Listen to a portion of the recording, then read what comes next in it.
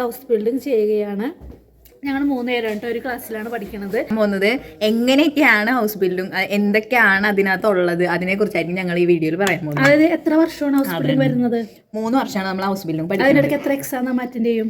3 exam ഉണ്ട്. ഇടയ്ക്ക് means last exam കൂടി കൂട്ടി 3 എക്സാം ഉണ്ട്. ഒരെണ്ണം പ്രൊബേ സൈറ്റിൽ, പിന്നെ സ്യൂഷൻ പ്രൂഫിങ്, അത് സെക്കൻഡ് ഇയറിലേക്ക് കയറി കഴിഞ്ഞ സെക്കൻഡ് ഇയറിന്റെ ഒരു പാതിയൊക്കെ ആകുമ്പോൾ, പിന്നെ ലാസ്റ്റ് എക്സാം മെയിൻ എക്സാം.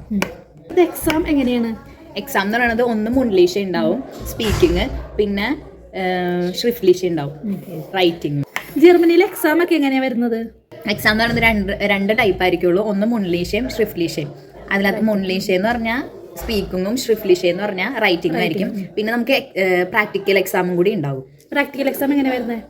നമ്മുടെ ടീച്ചർ വന്നിട്ട് എക്സാം എടുക്കും. അപ്പം നമുക്കൊരു പേഷ്യൻറ്റിനെ തരും. എന്നിട്ട് ആ പേഷ്യൻറ്റിനെ നമ്മൾ എന്തൊക്കെ ചെയ്യും? ഇപ്പോൾ വാഷനാണ് ചെയ്യിക്കണമെങ്കിൽ വാഷൻ ചെയ്യിക്കുക, പിന്നെ മെഡിക്കമെന്റ് ഫെർട്ടൈലം ചെയ്യുക, ഫുഡ് കൊടുക്കുക, പിന്നെ എന്തെങ്കിലും എന്തൊക്കെ ചെയ്യുള്ളൂ അതൊക്കെ ചെയ്ത് കാണിച്ചു കൊടുക്കണം. എന്നിട്ട് ആ ചെയ്ത കാര്യങ്ങൾ നമ്മൾ യൂബർഗാബയായിട്ട് നമ്മുടെ മിസ്സിന് കൊടുക്കണം. അങ്ങനെ അത് നമ്മളിപ്പോൾ പ്രോബസൈറ്റ് എക്സാം പാസ്സായി കഴിഞ്ഞാൽ നമുക്ക് ഡയറക്റ്റ് ഒരു വർഷം കഴിഞ്ഞ് നമുക്ക് സെക്കൻഡ് ഇയറിൽ ഇരിക്കാൻ പറ്റുമോ?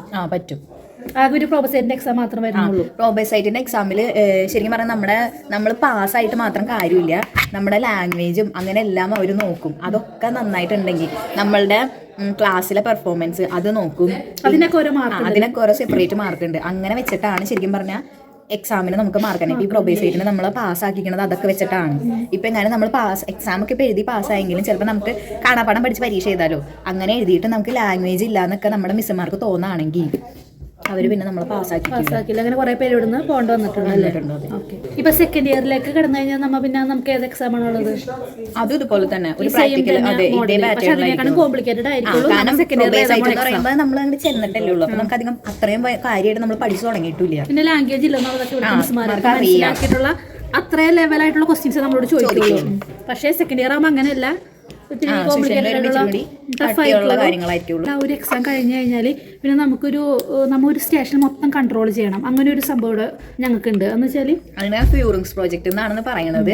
അതിനകത്തെന്ന് പറഞ്ഞാൽ ഒരു സ്റ്റേഷനിലേക്ക് അല്ലെങ്കിൽ ഒരു വാർഡിലേക്ക് 9-8 പേരൊക്കെ ഇടും. ഇപ്പൊ രാവിലത്തെ ഡ്യൂട്ടിക്ക് ഒരു 9 പേരെ ഇടുകയാണെങ്കിൽ ഒരാൾ സ്റ്റാക്സ് ലൈറ്റർ ആവണം, ഒരാൾ പ്രാക്ടീസ് ലൈറ്റർ ആവണം, ബാക്കിയുള്ള ഒരു ജോലികളൊക്കെ ചെയ്യണം. എന്നിട്ട് അവരാണ് കംപ്ലീറ്റ് എല്ലാം ചെയ്യണത്. സ്റ്റേഷനിൽ വേറെ നേഴ്സുമാരുണ്ടാവും, പക്ഷെ അവർ നമ്മളെ സഹായിക്കുള്ളൂ. അല്ലാണ്ട് അവർ വേറെ ഒന്നും ചെയ്യില്ല. അവർ നമുക്കിങ്ങനെ പറഞ്ഞു ആദ്യമൊക്കെ ചെല്ലുമ്പോൾ അവർ നമുക്ക് പറഞ്ഞുതരും.